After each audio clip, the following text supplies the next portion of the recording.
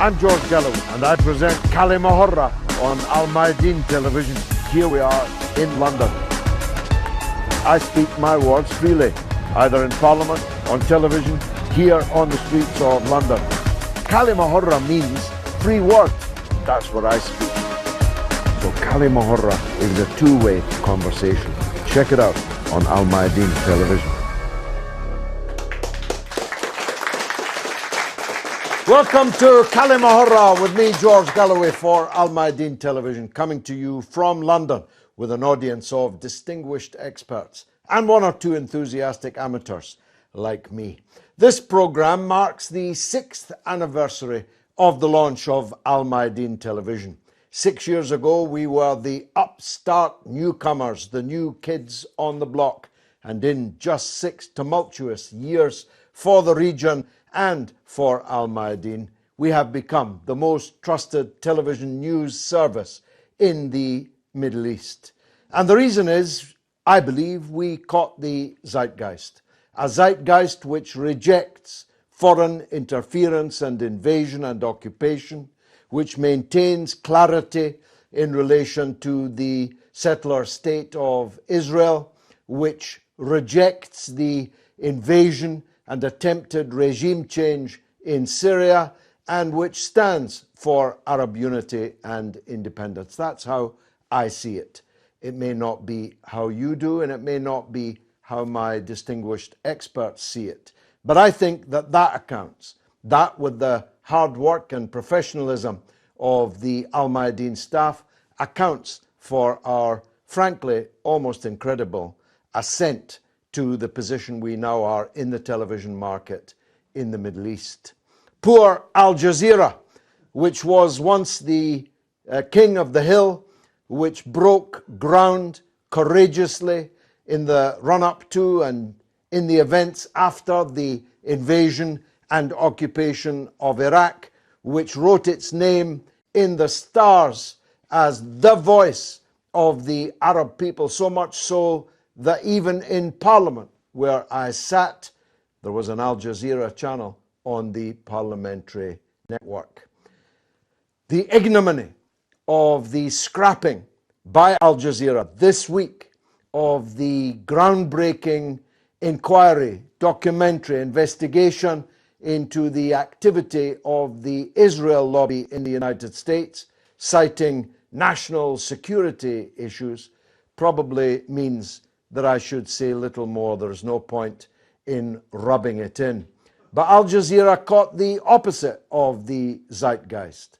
From the moment of the NATO invasion of Libya and the destruction of Libya, Al Jazeera went completely haywire. And in Syria, well, least said about their coverage there, the better.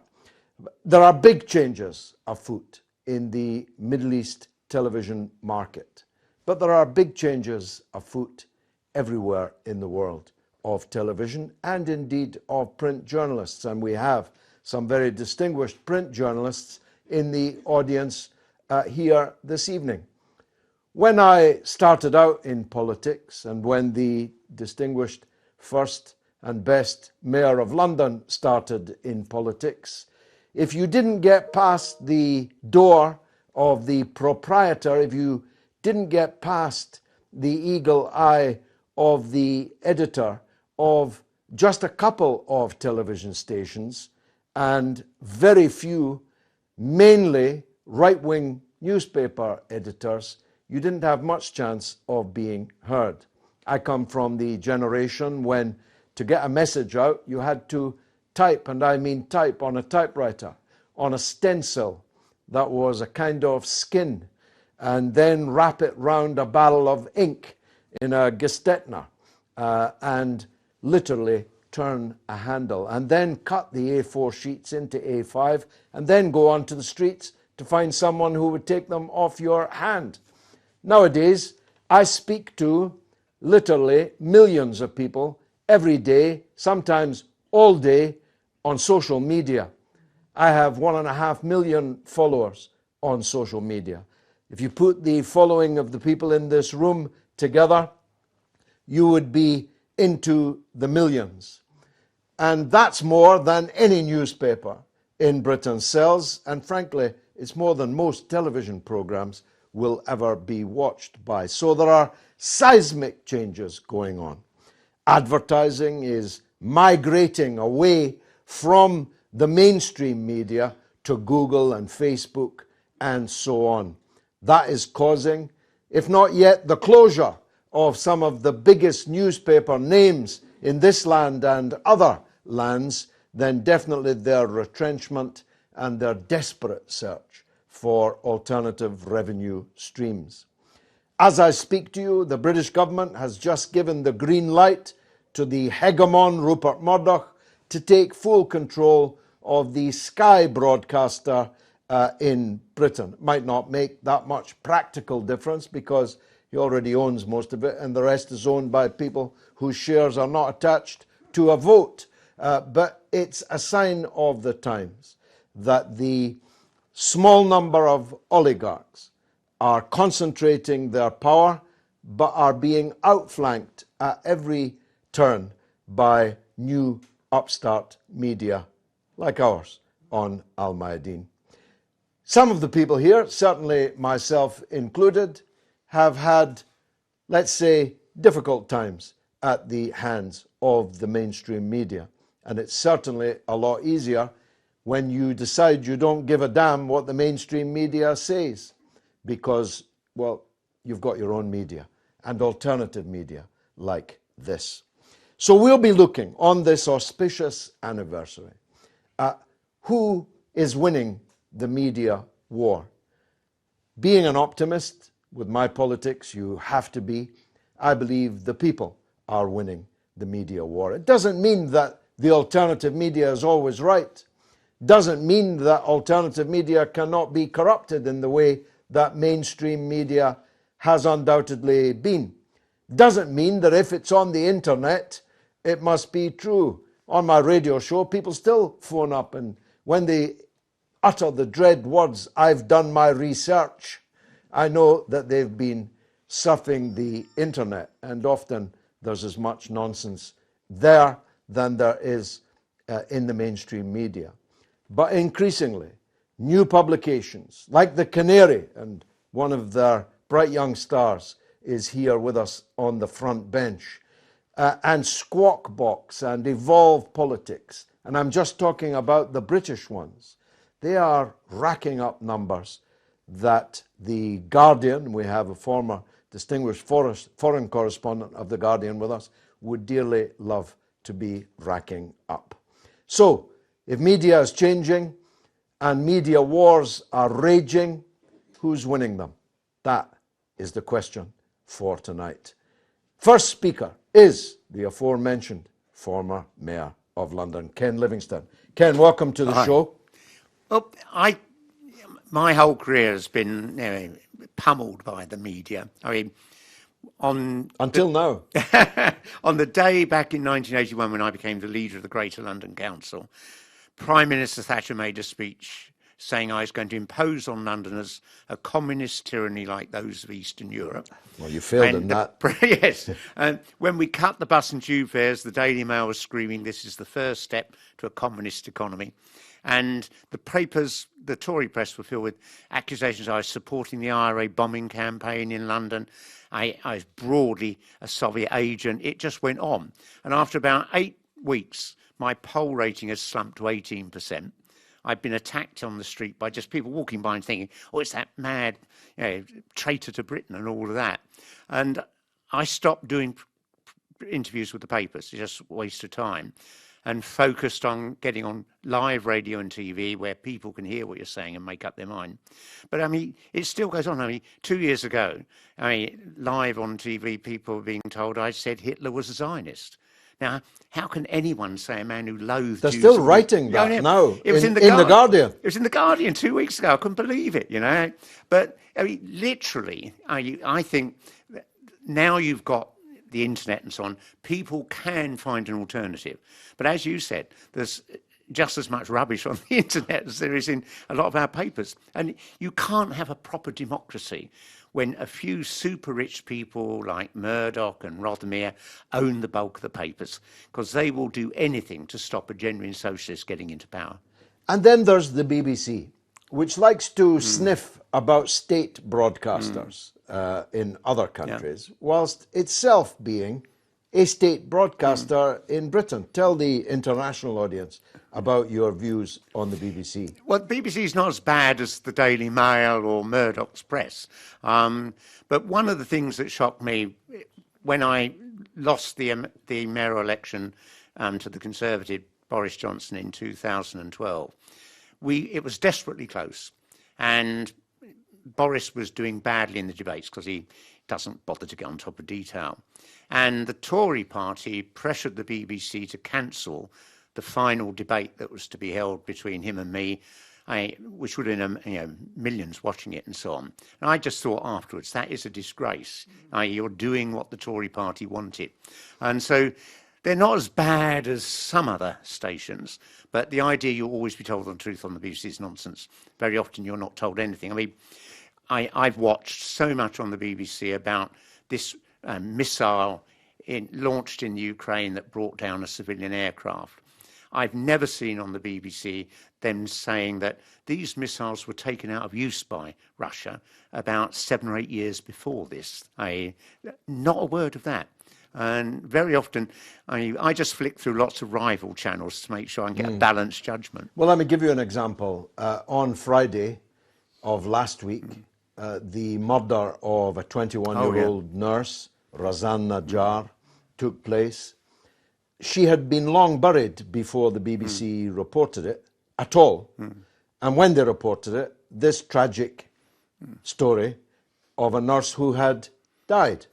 But it wasn't tragic. Tragic's something you'd say about an accident. It was a war crime. And she didn't die, she was killed. And that took days to emerge in this mainstream media as a whole. I think the problem, BBC isn't on the far right like a lot of our newspapers, but it's pretty solidly in the establishment. I think, if I think back to the days when the Labour Party divided and a lot of right-wing Labour MPs went off to form the SDP, it got massive coverage. I remember the day that happened, the entire 30-minute 10 o'clock news was solely devoted to that, not a single other item mentioned. So I do think there's that sort of, they want a nice, comfortable establishment. They don't want the extreme of the far right. They certainly don't want lefties like you and me either.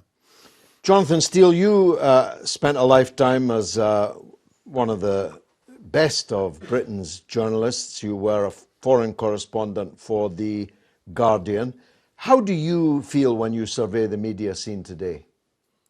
Well, I think you're right when you say that Google and Facebook are winning, because they are taking all the advertising away from big newspapers like The Guardian.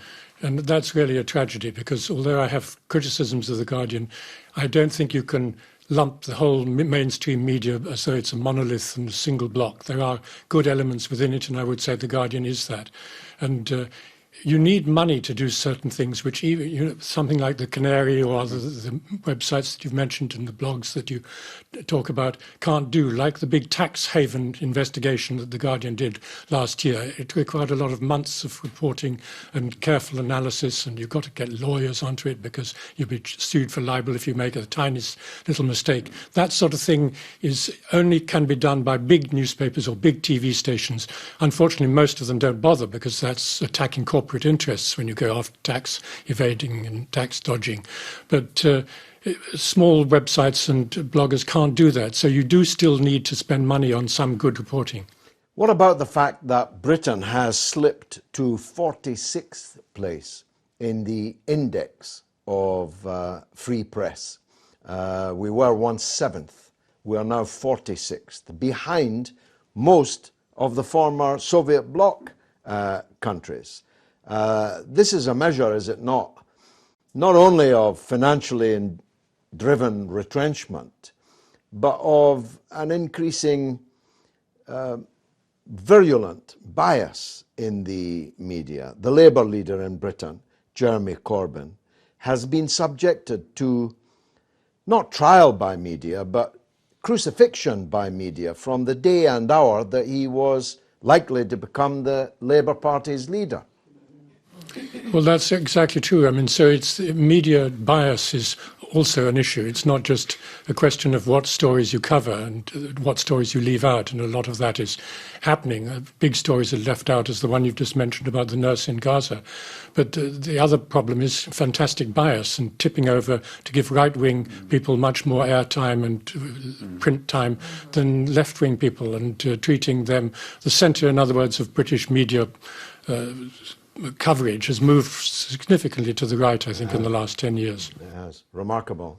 Now, Steve Topple, you are not just our representative, but representative of the new media that's now coming on stream. You're the star writer for The Canary. The Canary is the best-selling, although there's no cover price, of the alternative blogs. People like you must have seen a big gap in the market and you've rushed to fill it. Tell us about that. I think so, yes. I mean, what previous two guests have echoed is quite correct. We have a real issue with corporate control of the media in the UK. There was a famous quote by a guy called Nicholas Johnson, who used to be the chief of the Federal Communications Commission in America, about mainstream media journalists. He said that, first off, they're young journalists who have an idea for an expose of the establishment, and they write the piece, and they take it to their editor, and the editor says, no, it's too hot, we can't touch that. The second stage is they have the idea for the piece, but they don't write it, take it to their editor. Editor says it's too hot, we can't touch that. Third stage is they have the idea for the piece and they park it before taking it to their editor.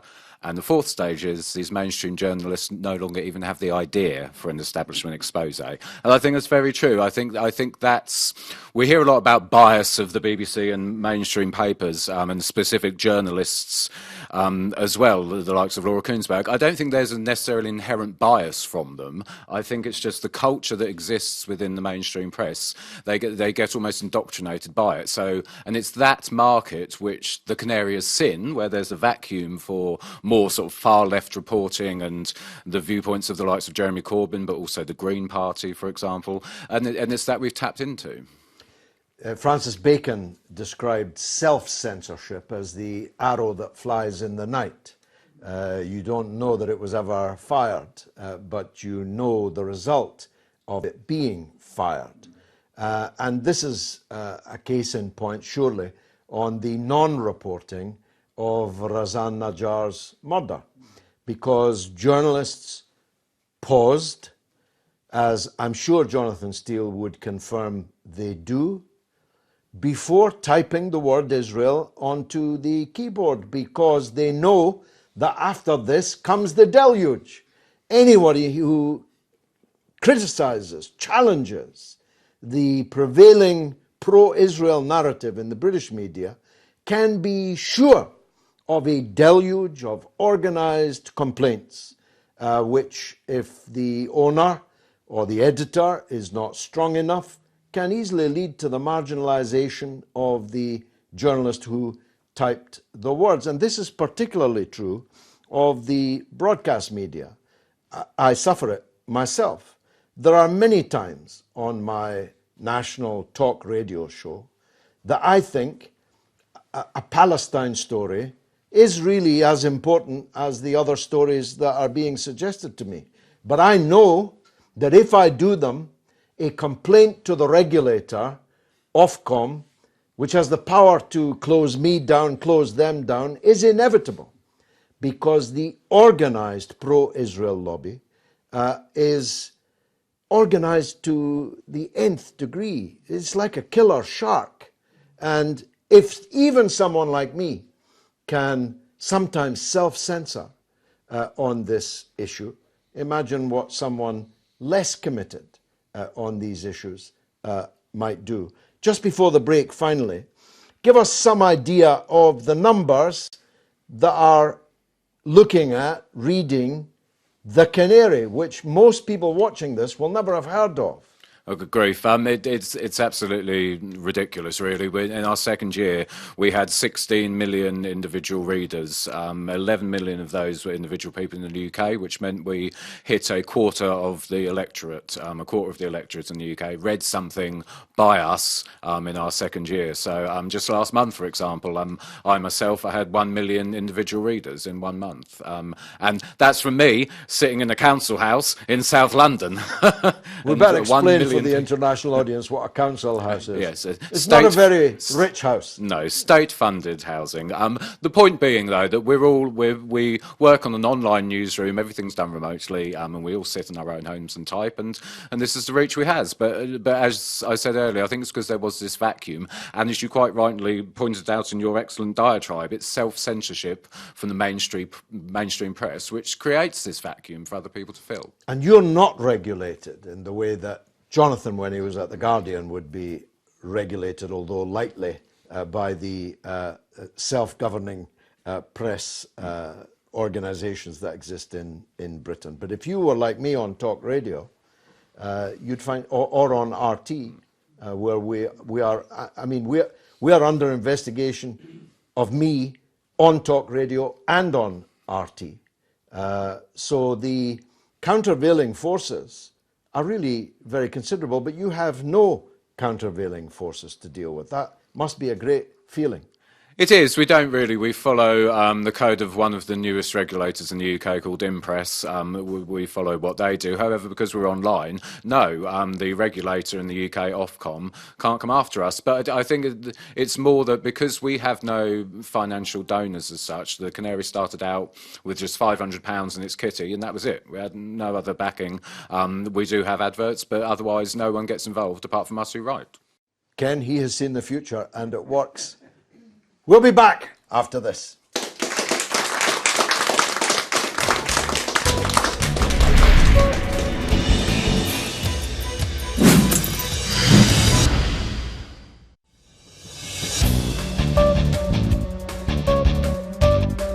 You're watching Kalima Hurra with me, George Galloway, on Al-Mayadeen television, coming from London, discussing the media wars.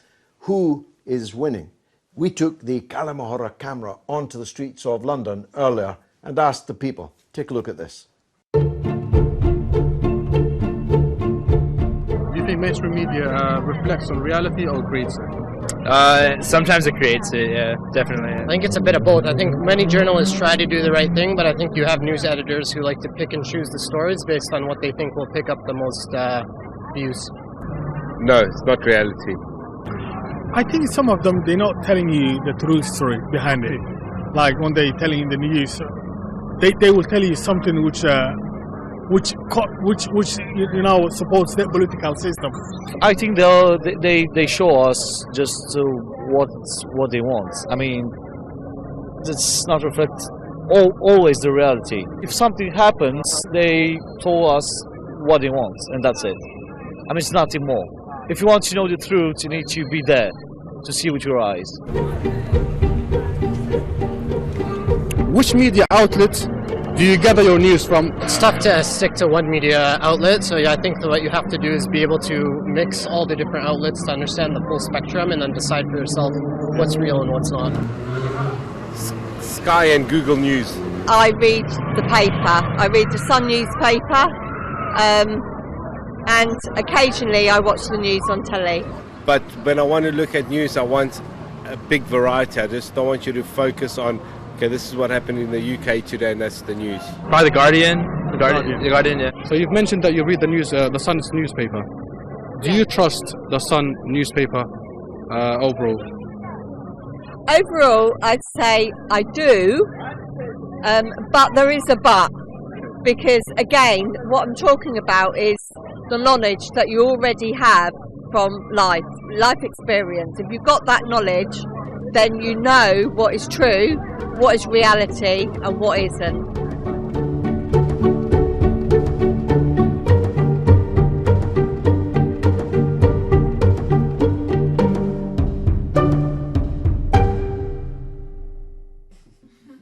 Well, by and large, there actually quite a degree of skepticism. The fellow who said they show you what they want to show you in a totally random vox pop there on the streets. These people were not picked because of their point of view. Even the Sun reader, the Sun being the most right-wing, rabid right-wing newspaper in England, even the reader of the Sun knew that there was a but, as she put it. Yes, sir, you have the microphone. What would you like to say? Well, I think in the last few years, it's become really apparent that the ruling class and the media oligarchs have completely lost control of the political narrative, and this really became clear, I think, in the general election in the UK last year. About a month or so before the election, the opinion polls were predicting a wipeout for Labour of the level not seen since 1983, or even worse. But the big difference, of course, between 1983 and 2017, 1983, as you alluded to, the media was controlled by a handful, literally 4 or 5 media barons who, you know, had kind of monopoly control of the information ordinary people got about politics. Fast forward to 2017, and you have a situation where someone like Jonathan Pye, his little diatribe about kind of completely lampooning the strong and stable slogan of the government in the election campaign, got 11 million views, which is more than the combined readership of the top 10 British newspapers. I went online to watch a Theresa May speech. It's not something I normally do. I was researching an article. And immediately afterwards, YouTube automatically played the song Liar, Liar about Theresa May, which I presume they did after anyone watched anything about Theresa May because of the algorithms. So that must have really irked her, I think. And even my own interview about the Manchester bombing got 1.5 million views, which is more than the readership of the Daily Mail. So it's extraordinary things that are happening. My own interpretation of the Manchester bombing reached more people that day than the Daily Mail's interpretation. And I think that we're seeing now at the beginnings, well, it's underway for the past year really, a huge backlash from the ruling class against this. And it's no coincidence, after the general election result, Theresa May's first policy announcement wasn't about anything to do with Brexit or any of the stuff in her manifesto. It was that there was going to be a crackdown on the internet, right, immediately after the result. That was her first, in France with Macron, crackdown on the internet under the guise of challenging extremist material. But it actually had begun before. Google last April 2017, changed their algorithms to so-called sort of prioritize more authoritative content, which meant that alternative news sites like Alternet, Counterpunch lost, you know, in the case of Alternet, 2/3 of their traffic because the results just went off of Google. They didn't come up. So we're seeing this crackdown, this huge crackdown and backlash, I think. I think we're living in a kind of golden era of internet freedom, which is fast slipping away, actually. I think it's very well. They formed an alliance, and I've been looking at this for other reasons, purposes. Facebook and Wikipedia have formed an alliance to confront what they say is Russian-sponsored fake news. You can only marvel. I mean, it gets more Orwellian by the day. These almost, I mean, there's 18 billion reads of Wikipedia per month. Therefore, well over 100 billion reads of Wikipedia per annum. They and Facebook, one of the biggest now organizations in the whole world, are going to A, judge what is fake news, and B, have the power to suppress people's access to what they have decided is fake news. So the battle's joined, isn't it? Yeah, absolutely. And Wikipedia, you know, it's been, if you go to someone like John Pilger, there's a concerted campaign against journalists like him, and presumably yourself. I don't know if you've seen your Wikipedia entry recently. I haven't seen, but a number of alternative journalists. There's a concerted campaign, 8 p.m. to 10 p.m. every night. They try to alter the content to make it more sort of, for example, John Pilger. There's someone who goes on every night to remove any talk of his awards and just put slurs about him being a kind of Russian agent and blah, blah, blah. And so there's a concerted campaign, and this is like where people go to. This is what Google will tell you first. Number one hit, you Google anyone, is their Wikipedia entry. They're defining who you are, you know. And so you're absolutely right. One man has edited my Wikipedia page, which I have never read and never will, 1,844 times. There you go. I know that figure has not risen today because he's banned from my page until the 10th of June pending an investigation, but there's only an investigation because this one man has made 135,000 edits over the last 15 years. Day and night, Christmas Day, Eid Day, Easter Day, Cup Final Day, without pause. And therefore cannot be one man. Must be a cell that is operating through his router, showing his IP address, but it's a work way beyond the capacity of one man. Ken Livingstone, in the United States, a similar situation arose, as has just been described, about the 2017 general election. On that occasion, it didn't break the way you or I would have liked. But the election of Donald Trump was itself also a beating for the mainstream establishment and their media, which was 99% hostile to Trump. Yeah.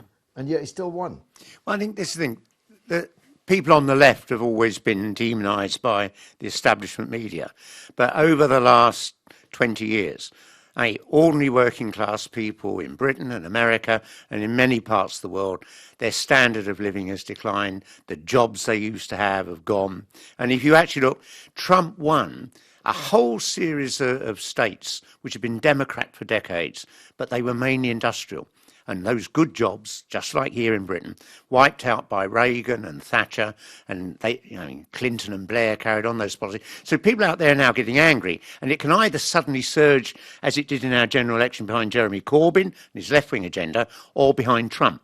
And so I think literally a huge proportion of the population, both here and in America, are angry, and they're looking for something. They no longer believe the establishment, thank God. The new hegemon in American television, not quite yet hegemonic, is Fox News. It's beating, even its sports station is now beating the mainstream rivals. Nobody who's ever watched it would regard it as being anything remotely progressive or good. Whether it's on politics or taste, morals, the rest, it's a bit of a house of horrors by all accounts. But it is also a noisy upstart, isn't it? Are we seeing a pattern here? Well, that helped to fuel Trump's election. I have to say, I don't ever recall being invited onto Fox to an interview, which doesn't surprise me. But I think this is the world we're now in. You go back 20, 30 years, it's fairly predictable, the outcome of every election, all that. Now I think people are so angry, they change their mind on the way to the polling station. And that's also being affected by, they no longer have to rely on a small number of papers and a couple of channels. They can just go all over the place, get different attitudes, different information. The trouble is sometimes it's wrong as well, but there we are. It's not as bad as it was. Well, it's more democratic because ignorance is a choice now. Yeah. If you want to find alternative takes on things, you can easily do it. I think that, even with a telephone, never mind a computer. Although we're complaining about the media, and you and I have had decades of lies and smears, but if you and I had been lefty politicians growing up in somewhere like Chile or Argentina, we would have been shot, and that's just demonised on the media. Yes. Don't speak too soon, of course. Who'd like to make a contribution, either on the British or on the international element of this story? Madam, may I come to you, because I've heard you speak before. You're someone who lived in Syria, who knows the real Syria, and yet back here in England, you had to read about Assyria from people who would have made it 10 times worse than any problems it's already got. That must have driven you slightly mad. Has a little bit, continues to do so. And I think people don't realise that actually media can be really dangerous. So it's used in modern day warfare. And it's actually a very powerful weapon. It's as dangerous as any other weapon, short of a nuclear one. Exactly. It's very powerful weapon. And actually many people don't realise that Syrian media is actually censored around the world. So when you may see all the images you see of Syrians, people assume that is Syria. There's 23 million Syrians in Syria who don't have a chance to have their say. Yara Abbas was a young Syrian journalist who reported from the front lines very bravely for her country, and was murdered for doing that. And, I think in memory of journalists like that, Serena Shim, who lost her life in Turkey as well, and that wasn't covered. William Hague was on the border of Jordan and Syria, handing over £5 million of taxpayers' money with Angelina Jolie at his side. And I was in Syria at the time, and nothing was ever covered. And I just looked at that. I mean, horrific things were going on where, girls were having like wooden stakes rammed down their throats by, this country will call them freedom fighters, who are known to be affiliated with terrorist organisations, soldiers having their hearts ripped out and insides ripped out and eaten. And I would watch British media from Syria, and I would see a cleric in this country, promoting everything that was happening. That is one of the greatest paradoxes, certainly of my lifetime. I can think of no paradox more stark. That people who identified as feminists were a chorus for Al-Qaeda and ISIS, which is the very antithesis of feminism or women's rights of any kinds. Equally, people who identify, at least on their sleeve, as Christian leaders were giving money, material, weapons to people who would have murdered every last Christian in Syria if they could have got their hands on them. Not even just Christians. I mean, I'm just talking about the paradox. You're right. They would have killed anyone, including people of their own sect, of their own religion. In Aleppo, the water supplies were cut off by the same terrorist organisations who have been funded and armed by the US and Europe. They cut off water. That was never covered in the media. So in Aleppo, they were literally, the craziest things. I mean, it's the sanctions that go on in Syria right now, where Syria used to manufacture most of its medicines. There's sanctions going on, along with the propaganda that we're shown in this country. It's just all... It's all part of the war machine, and is actually quite dangerous. And I think people, in a way, I think the media here is quite savvy that public will not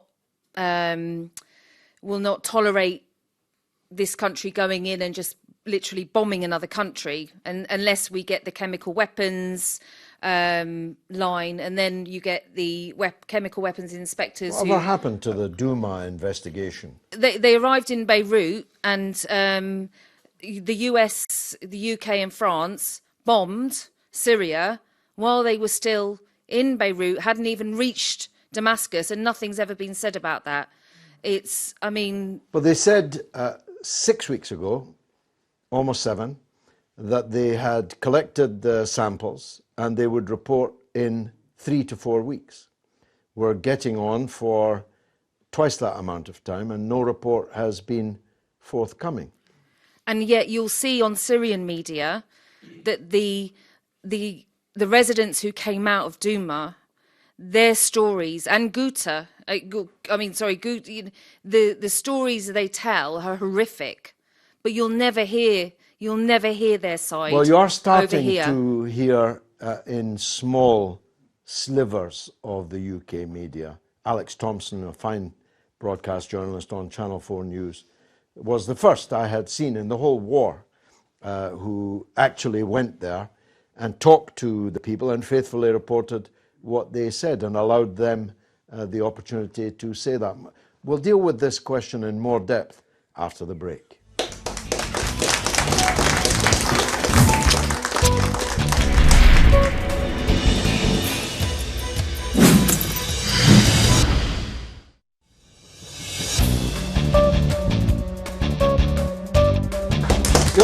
كلمة هرة with me, George Galloway, on Al-Mayadeen television, coming to you from London, but discussing the international media scene, the media wars. Who's winning? Who's losing? Who can you trust? We took the Kalama Hurra camera onto the streets of London. Let's see what the people said.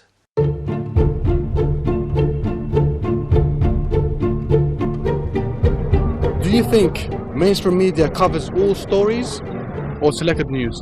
Selected news. Most of the media, they bias. This is my personal opinion, but most of them, they do selected information. Definitely selective. Yeah, definitely selective. I mean, I'm sure there's a certain amount of bias, going in there. It's not just purely truth. Do you think mainstream media covers all stories or only selected news? I think it's only selected news, right? Because I think there's a business behind the news industry, and so I think they have to decide what they think will, not only their audience will be interested in, but what will sell. So I think it's a balance between trying to have breadth, but also making sure that they over-index on the things that are going to sell. Of course it selects the true stories, yeah, they select, every time they select.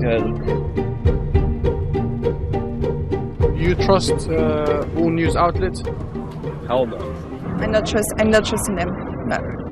How much do you trust the news overall? Again, I think it's about life experience, about what you know already, and whether or not that reflects the truth in what you're watching, and you can really generalise what you choose and understand what the reality is.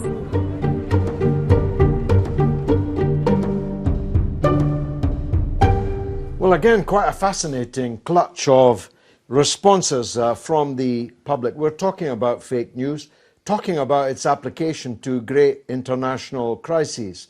I want to talk about the Iraq crisis of 2002 and 3 in a minute. But Robert Stewart, you have the microphone, and you've been looking very, very tirelessly for a long time now at fake news in Syria. Tell us about it. Well, it's about a very particular report by the BBC, which was first broadcast at the precise moment that Parliament was voting on whether to bomb Syria back in 2013, August 2013. There was a BBC... Purely by coincidence, of course.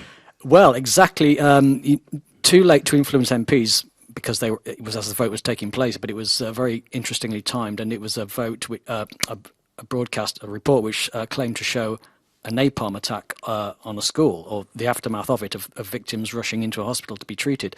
Now, aside from the fact that the main doctor in the report was the daughter of an opposition bigwig, a GMC registered doctor has declared the footage fake.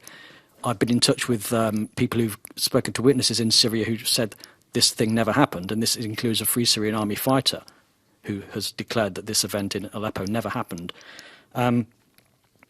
There's so many discrepancies, and putting aside the fact that this is very likely a fabrication, if close examination of a BBC Panorama programme which went out a month later called Saving Syria's Children, which included extended sequences from this event, shows the BBC team of Ian Pannell, the reporter, and cameraman Darren Conway ensconced with a group called Ahrar al-Sham, which is a group which at that time was affiliated with ISIS, which was founded or co-founded by Osama bin Laden's chief courier, somebody who was implicated in the 2004 Madrid bombing.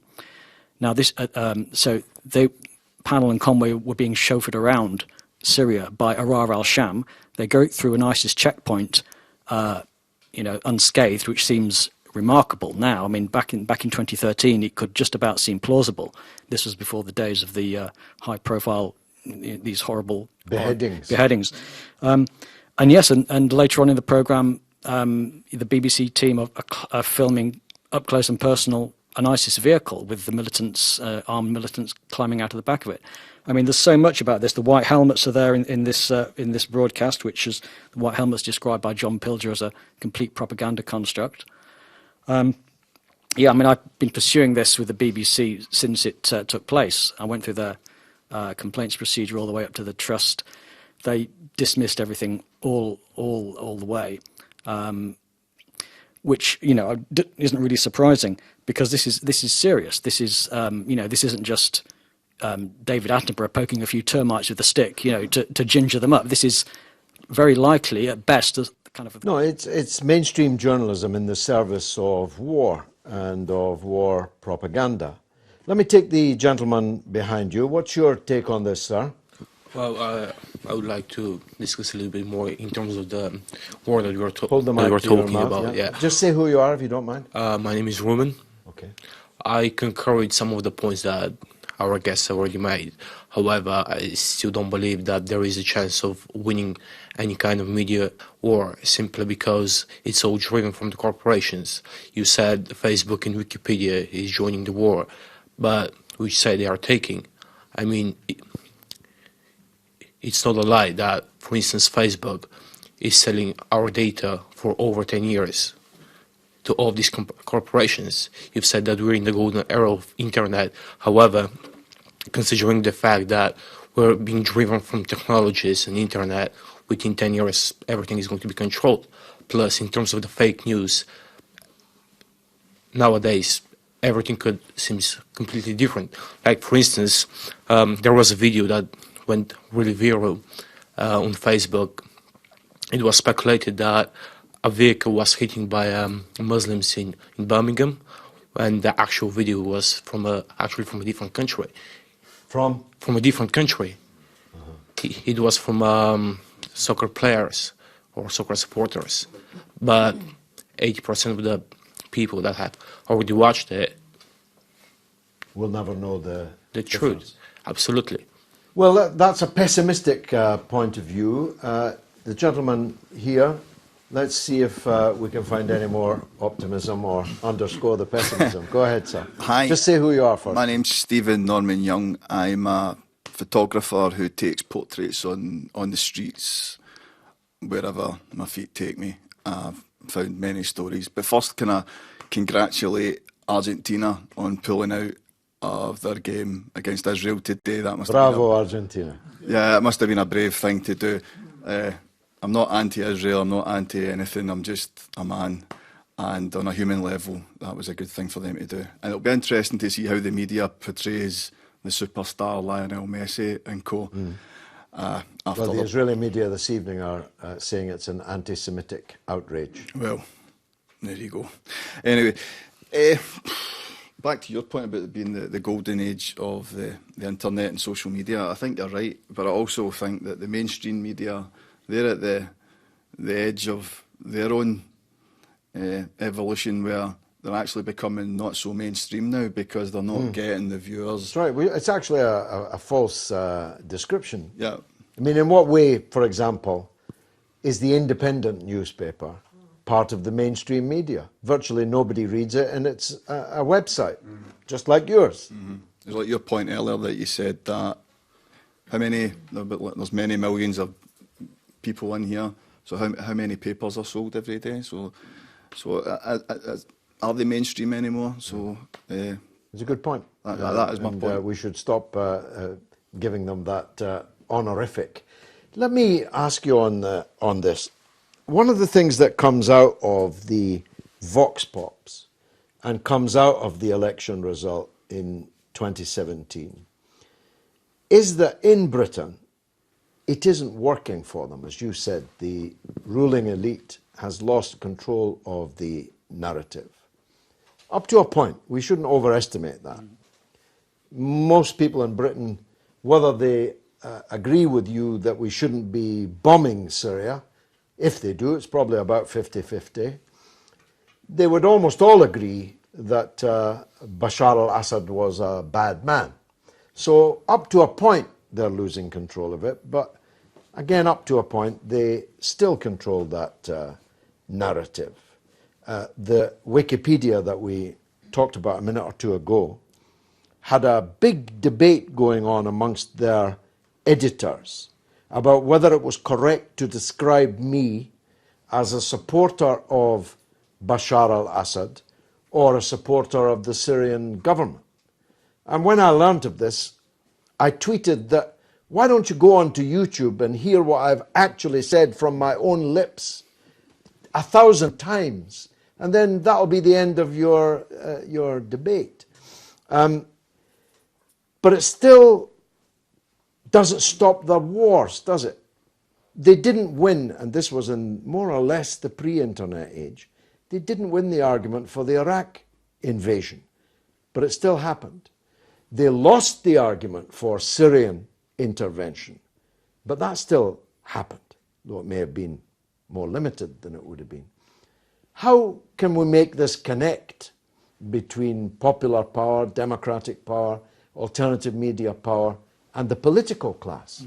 Well, I mean, there's two things to pick up on. One, I wouldn't say when, you know, if you're saying the public 50% or more might agree Bashar al-Assad is an evil dictator who needs to be toppled, I wouldn't attribute that solely to the media. I mean, that's the result of centuries of colonial brainwashing in a country like this, a country that's never faced up to the horrors of its colonial past, and that is just used to, I think, seeing especially Asian countries as barbarian and African countries as savage. I mean, this is kind of, I wouldn't say it's in our DNA, but it's rooted in, you know, centuries of kind of a colonial culture that has never been overtly tackled or challenged. I mean, you take Germany, you know, right in the center of Berlin. There's the Holocaust Memorial, you know, and there's you know, Germans at school are educated about the horrors of the Holocaust. They know very well that defeat has forced on them a certain recognition of their past that has just never happened to British people, I think. So there's still a very deep kind of British chauvinist attitude, I think, towards the rest of the world that gives people, whatever they think about the specifics of any particular war, there's still a kind of assumption that Britain and its allies have the right to make war on other countries, first of all, and that, you know, other countries, if there's any country that has a political system that's different to the one used in Britain, it needs to, you don't really need to even know anything about it to know that it needs to be destroyed.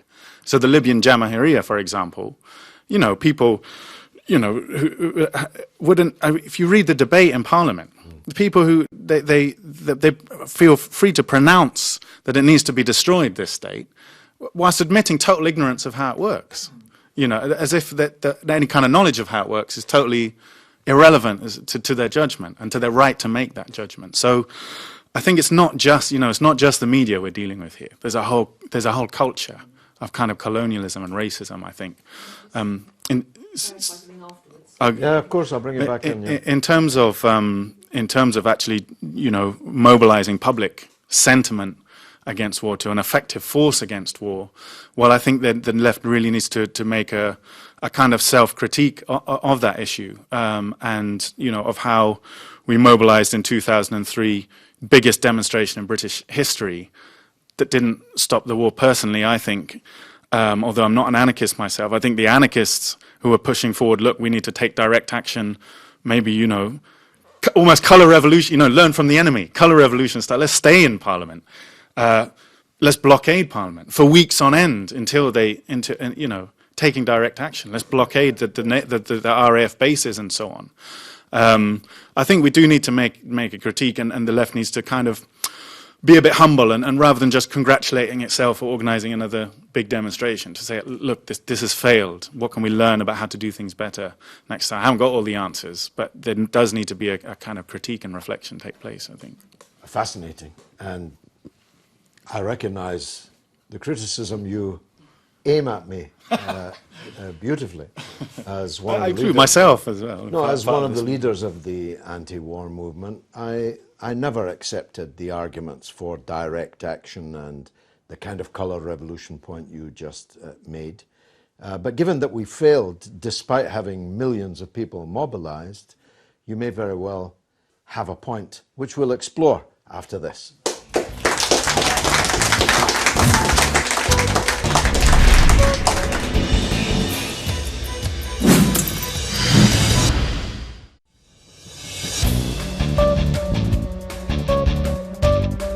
You're watching كلمة, final segment.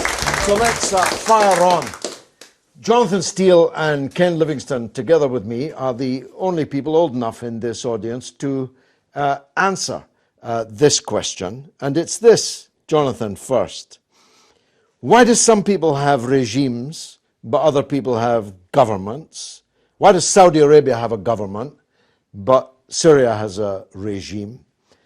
How is Assad a dictator when he is elected? And whilst the elections are not as not as good as ours, I say laughingly, they are elections, which is more than you could say about Saudi Arabia. And how come we so easily fall for, we three were alive when Nasser was the Hitler on the Nile, and Saddam was the Hitler on the Euphrates, and Gaddafi was the Hitler on the Green River. Assad is the butcher of Damascus. The media seem effortlessly to go into this playbook.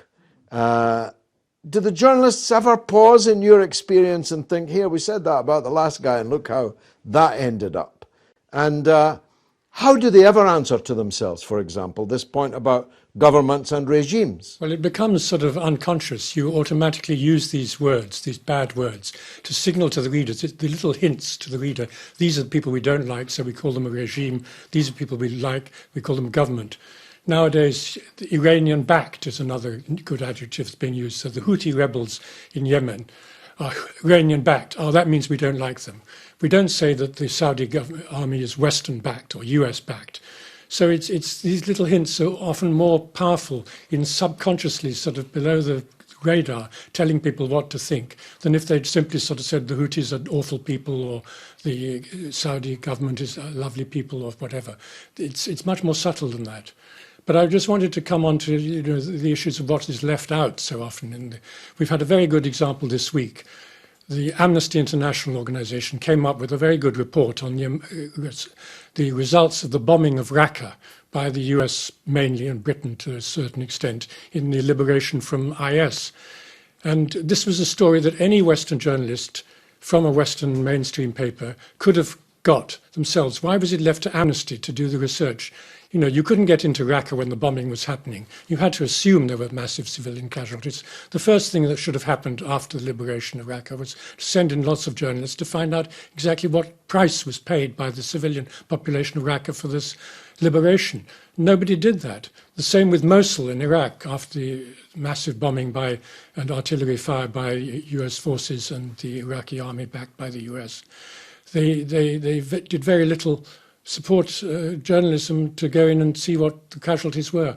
Whereas with Eastern Ghouta in the eastern part of Damascus or in Aleppo a year or so ago, there was constant coverage of the bombing by the Russians and the Syrian Air Force for what was happening. All kinds of casualty figures were given. There were no reporters on the ground because there's no access, because these were areas where you'd be kidnapped or beheaded if you went in as a journalist when it was under IS control. And yet, again, when the victory was achieved by the Syrian government army in Aleppo, no journalists went in to see what had happened.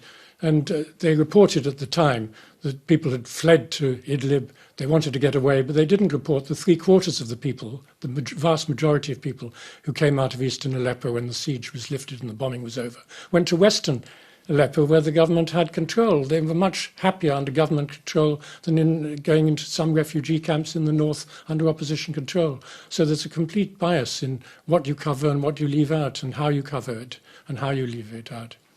Ken Livingstone, we don't remember because we were too small when Nasser was being demonized as the Hitler on the Nile, but we remember vividly, of course, the distortion, the propaganda that led up to the Iraq war, which was then replicated in Libya, then replicated in Syria. Does this come from, as has just been suggested, a kind of Orientalism? Is it in the DNA of us as a people with our imperial past and so on? Perhaps you're right that we can't just blame this on the journalists. It's a kind of prevailing mindset in Britain, isn't it? I mean, I grew up being told we'd had this wonderful empire, we'd help raise terribly poor people to the point where they could become independent and so on. And then you realise that actually we were thus there ripping off the raw materials of virtually every part of our colonies. We wanted to overthrow Nasser, not because he was a fascist or anything like that. He took control of the Suez Canal from Britain and used the money from that for the Egyptian people. And I mean, right the way through. Mossadegh, just a couple of years before, they had done the same in Iran. He nationalised the British oil companies in Iran. We had him overthrown. 25 years of a brutal dictatorship under the Shah. And I mean, the simple truth is that right the way through our history, we've been lied to. And now slowly it's coming out. I mean, if I think back, in 1960, Kennedy won the presidential election promising to close the missile gap with Russia. And he gets his first briefing from the Pentagon.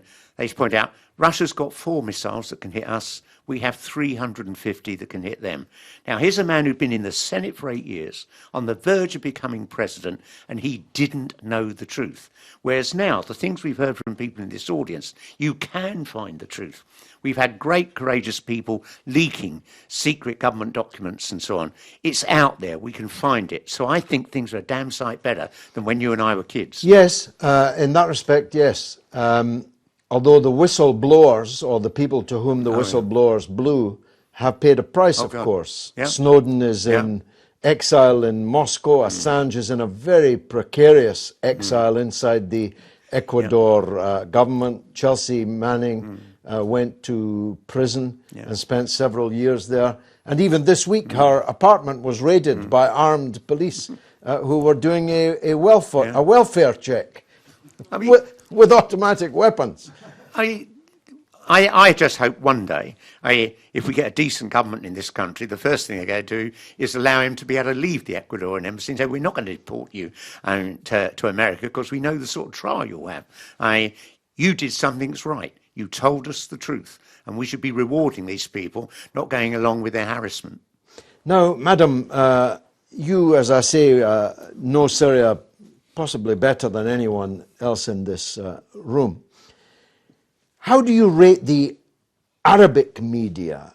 Here's my take, that other than Al Jazeera and RT Arabic and Al Mayadeen, all the other channels are state-controlled or worse, working effectively for foreign states.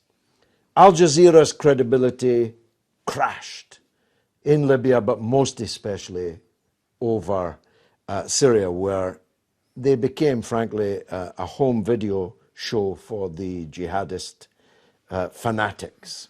And so they are sinking.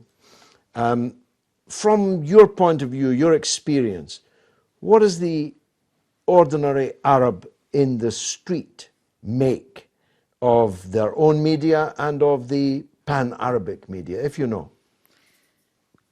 I think people are a little bit more clued up. I mean, just to give an example, I spent time in Bursa in Syria in Yarmouk camp, and I travelled up to Aleppo and I went through Homs. So I have got a lot of experience, and in many different places. So I was able to make up my own mind from a very objective level. I travelled, back and forth across Lebanon as well. So, but I think in general, people are aware, especially perhaps Arabs in this country are aware of the real situation, but there's also a level of fear about speaking.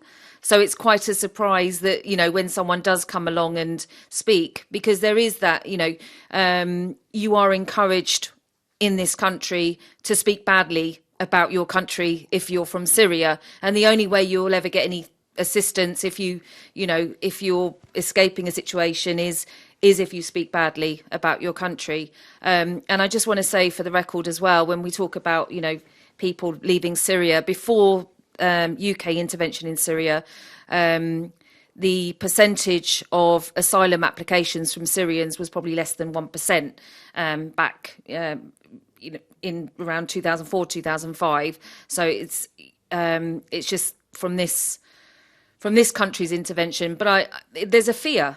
people don't like to say what's really happening because you can be attacked because of that.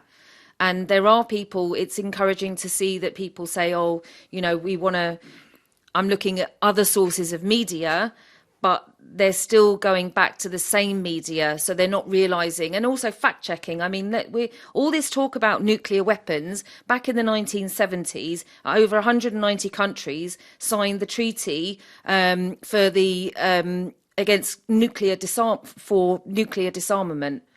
And yet the leading countries, the UK included and the US, are the same ones that are actually developing their nuclear weapons and have not honoured that treaty, and yet speak about other countries. They're also selling nuclear weapons to those other countries, but that's not covered. And that's simple fact-checking that you can do. That's very easily done. But the UK, of all people, needs to remember that they actually signed up, and it was renewed again in the 1990s, and it's indefinite. So they have signed up to the treaty where they are agreeing to disarm their nuclear weapons, and they haven't done it. So, Steve Topple, perhaps finally, it was said by several people in the Vox Pops that the media highlight things, publish things, accentuate things according to what will sell. In other words, that they're driven by a profit motive. I don't myself accept that or agree with that because you don't own a newspaper in Britain in order to make profits. In fact, to own a newspaper means that you will incur a very substantial loss. Of course, there's still profitability in some of the commercial broadcasting, particularly in the satellite field. But even terrestrial commercial television is nothing like the license to print money that it once was. People are in media, aren't they, to push their line or to push somebody else's line who may be lining their pocket behind the scenes or may not. And in a way, you're part of that tradition, aren't you? Because you're not working at the Canary for money, because I happen to know you can scarcely keep body and soul together with what you earn with these millions of readers working for the Canary, and the Canary doesn't make profits. You're writing things, and your colleagues are, because they have a point of view and they want to get it out there. It's just that you've discovered that quite a large number of people share your point of view. Absolutely. I think you've encapsulated the problem, really. As you quite rightly point out, you could name, for example, James Harding, who used to be former head of news at the BBC, was a good friend of our former Chancellor George Osborne, wasn't he? And so it's pure coincidence. I've got nothing to do with anything at all there. And of course, Rona Fairhead, former head of the BBC Trust, which is the BBC's oversight body, also happened to work for David Cameron in his cabinet office when he was Prime Minister. Nothing to see there again. And I think what you say is correct. It's not so much, it's not profitable to run a paper anymore. That's why they're slowly dying a death in this country. It's that these people have vested interest. And it is in the same way that people like myself have an interest in putting my opinion out there, because I personally feel that there's burning injustices, and I feel I have to do something about it. That's my motivation. Whereas these people's motivations is to keep the corporations that they have shares in doing healthily and ticking over nicely to increase their own share portfolios. It's different motivations, but it is again one of the same thing. It's personal, as you allude to. Well, I'm one of these people, with all respect to you, Jonathan, who believes that only when the last editor is strangled with the last copy of Britain's mainstream newspapers will we be truly free. You've been watching Al-Mayadeen this evening, but you've also been watching it for the last 6 years. This is our anniversary. We've gone from strength to strength, and this show has been a part of that. So I'd like to thank you for watching this show for the last 6 years, and if God spares me, I promise you 6 more. I've been George Galloway. It's been marvellous.